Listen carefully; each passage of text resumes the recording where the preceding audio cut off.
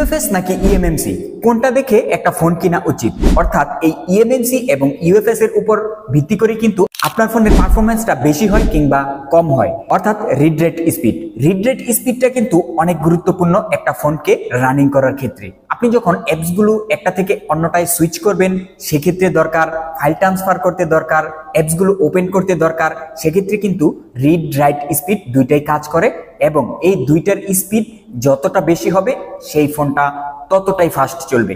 এখন মূল কথা হচ্ছে আপনার ফোনে কি ইউএফএস আছে না ইএমএমসি আছে, অর্থাৎ আপনি যে ফোনটা কিনেছেন সেটা কি একটা ইউএফএস স্টোরেজ নাকি ইএমএমসি স্টোরেজ, কোনটা ভালো কোনটা খারাপ বা কোনটার স্পিড বেশি, সেটা নিয়েই থাকছে আজকের ভিডিও। আপনারা দেখছেন হোম টেকনোলজি, আপনাদের সাথে আমি ইমন আছি। আপনারা যারা চ্যানেলে নতুন আছেন অনেকেই আমাদের চ্যানেলটিকে সাবস্ক্রাইব করেন না, অনুরোধ থাকবে চ্যানেলটিকে সাবস্ক্রাইব করে পাশে আসা বেল আইকনটিকে অন করে দেবেন এইরকম ইনফরমেটিভ ভিডিও সবার আগে পাওয়ার জন্য।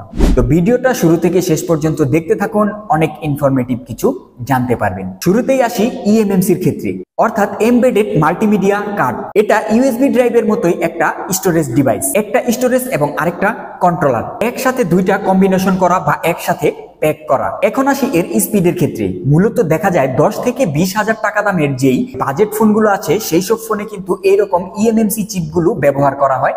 ইউএফএস এর তুলনায় কিছুটা খরচ কম হওয়ায় এইসব ফোনে এইরকম ইএমএমসি ব্যবহার করা হয়। ইউএফএস এর তুলনায় ইএমএমসির স্পিডের কথা যদি একটু বলি, ইএমএমসির রিড রেট স্পিড হচ্ছে মাত্র 250 এমবিবিএস কিংবা এর আশেপাশে, যেটা অনেকটাই কম এবং বাস্তবিক অক্ষরে দেখা যায় এর চাইতে আরো অনেক কম পাওয়া যায়।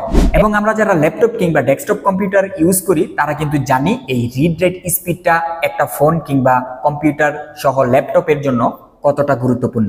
এখন আসি ইউএফএস এর ক্ষেত্রে। ইউএফএস মানে হচ্ছে ইউনিভার্সাল ফ্ল্যাশ স্টোরেজ, যা প্যারালাল প্রসেসিং সাপোর্ট করে এবং একসাথে অনেকগুলো কার্য সম্পাদন করতে পারে। বাজারে বাজেটের উপর ভিত্তি করে বিভিন্ন ভার্সনের ইউএফএস স্টোরেজ পাওয়া যায়, যেমন ইউএফএস 2.1, 2.3 কিংবা 3.1, 4.1, 4.0 ইত্যাদি ইত্যাদি ভার্সন পাওয়া যায়। কিন্তু এখন কথা হচ্ছে এই ইউএফএস কি ইএমএমসির তুলনায় ভালো নাকি খারাপ? ইএমএমসি যেখানে মাত্র 250 এমবিবিএস পর্যন্ত রিড রেট স্পিড দেওয়ার ক্ষমতা রাখে, সেক্ষেত্রে ইউএফএস কতটা রাখে? সেক্ষেত্রে কিন্তু ইউএফএস অনেক বেশি রাখে, যেটা ধারণারও বাইরে। এখানে ইউএফএস এর রিড রেট ক্ষমতাটা কিন্তু অনেক বেশি, সেটা হচ্ছে 2100 এমবিপিএস, অর্থাৎ আপ টু 2GB পর্যন্ত রিড রেট স্পিড ক্ষমতা প্রদান করে থাকে এই ইউএফএস।